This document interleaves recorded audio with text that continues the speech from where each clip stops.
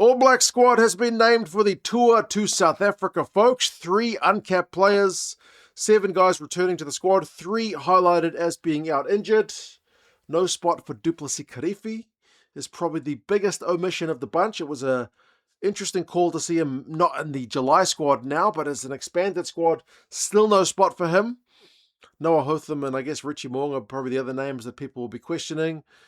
But we'll go through the squad, who's in, who's out, and you guys can let us know your thoughts on what the expectations are for Dave's boys over in South Africa. Remember, 4 non-tests against the URC teams from South Africa, and then the 4 tests, including 1 over in the States. The 3 uncapped guys, Siali Lawaki, I think partly is there because Dave likes versatility, but he's been there or thereabouts. I don't mean to disregard the guy's ability. He's been in the All Blacks 15 before. He's certainly been there or thereabouts in All Blacks selection for a wee while, but he can play both sides of the scrum. And I feel like Dave values guys who can play more than one position. Elsewhere, you've got Samisi Tupu Tailoa, who kind of just bucks the trend of exactly what I just said, because he's basically a specialist number 8, a huge ball-carrying, busting tackler of a number 8. And he's been playing for Moana Pacifica, a team which didn't have that great a season, but he was certainly one of the standout players of that season was Samisi. So big congrats to him. That's a massive bolt in terms of having a real bolter. I think Tailoa is that one, although there were a few media outlets kind of predicting his call into the squad. So big congrats. I don't think he's signed a contract yet with a new team with Moana going bust. So this will no doubt do his negotiations no harm, because he's now in the All Black squad. Whether he gets a test is definitely another story, but he'll certainly feature midweek. You're not taking guys over there just to ride the pine for the entire tour, but certainly a specialist number 8 who loves a big direct ball carry. That's maybe his unique point of difference. And then Josh Jacob is that kind of 4th 10. You might have thought with D-Mac there, with Bodie there, and with Ruben Love there, you kind of already covered at 10, but they've gone with the extra option in terms of Jacob. He's another one, I don't mean to disregard him, because he's played All Blacks 15 rugby as well, so he's certainly been there or thereabouts in terms of the selecting of guys at the elite level in the past.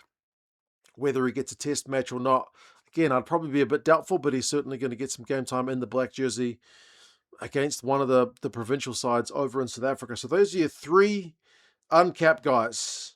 There's no Karefi, which, as I said, is maybe a bit of a surprise given he's been in cracking Super Rugby form. But they've picked Blackadder as a returning loose forward for the ABs, and I feel like, what are your main points of difference between Blackadder and Karefi? Well, Blackadder's got a bigger All Blacks CV. He's played more All Blacks tests than Karefi ever has.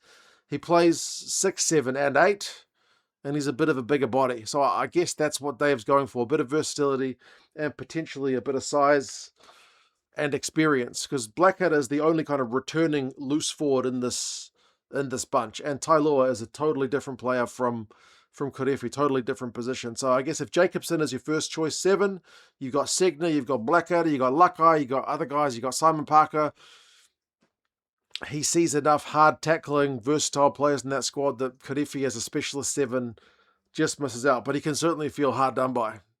Absolutely, because he's had a great season, has old Duplessis Karifi. Fabian Holland is back, which is some great news because he missed the entire Super Rugby season injured. He certainly would have been a first choice, one of the first choice locks on the team sheet for Dave if he'd been available and fit, but he's back fit, so hopefully he gets himself into some good form. George Bell, selection as the 4th choice hooker. It's going to be competitive to get a test ahead of the likes of Tokiaho Almua and Taylor, but he's in the mix. And Ollie Norris also bolsters the kind of loose head stocks. Tavatava Nawai is also back. Remember, his All Blacks career was cut very short due to injury last year, so he gets a chance back in the mix. His unique selling point, I guess, is his busting tackles and ability to pilfer ball from the midfield, which is a unique skill set. But again, given that the Geordie Barrett and Quinn Tupaia combo has been going pretty strong, it's going to be a test to break into that. But he's also versatile enough with his skill set and his positions to be able to play in the outside backs that I think that's what gets him ahead with Dave. Rico Ioane,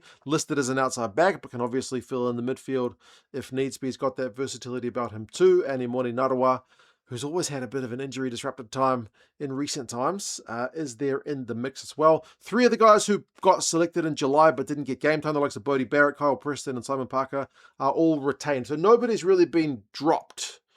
There's just been guys omitted and guys returning. Apart from Karefi, I think Noah Hotham is probably the other unlucky one because they've only taken 3 halfbacks.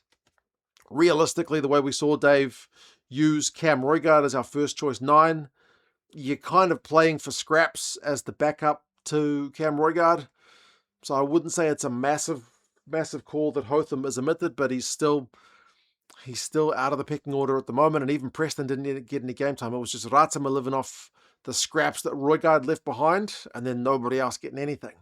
So it seems to be one of the positions that is not going to see a heck of a lot of rotation.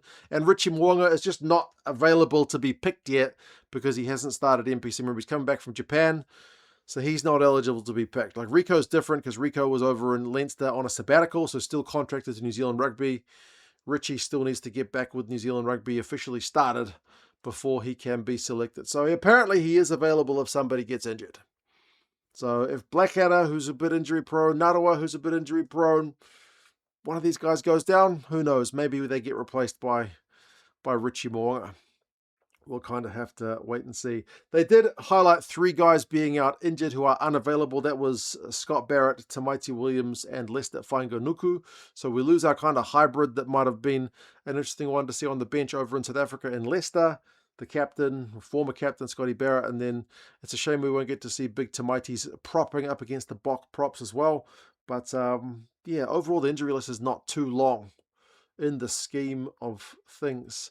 Ari Savia is still the captain, but he is going to join the squad late. He's going to miss the first, what did they say? I forget how many days they said, but the first week or so, because he's had so many minutes under his belt in this 2026 season, and I guess the end of 2025 over in Japan. And he played all 3 tests in July, so Dave's keen to give him a bit of a break to rejuvenate his body and get himself back into some shape. So yeah, that's the All Black squad. Duplessis Karefi is ultimately the unluckiest man, you feel like, in selection here. And Semesi Tupotailoa is the absolute bolter at number 8. But you guys let us know your thoughts on the squad. What do you think the expectations are? We did a video about the odds for the tour over there. If you want to see it yesterday, between you and me, the odds are not predicted to go in the All Blacks' favour, but Dave's playing some interesting rugby. He's getting the high tempo, high ruck speed, low kicks, lots of width game going. Can it work over in South Africa? Guys, let us know your thoughts. If you want some All Blacks gear, check out the All Blacks shop down in the description too. They're an affiliate of the channel.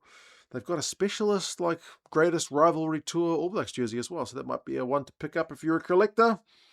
It kind of reminds me a bit of the 2023 Rugby World Cup jersey with the ferns and whatnot. But yeah, I might have to go shopping them myself because my All Blacks jerseys, jackets kind of fall into bits. But anyway, cheers for being here, folks. Take care, and I'll talk to you guys again soon. See you later.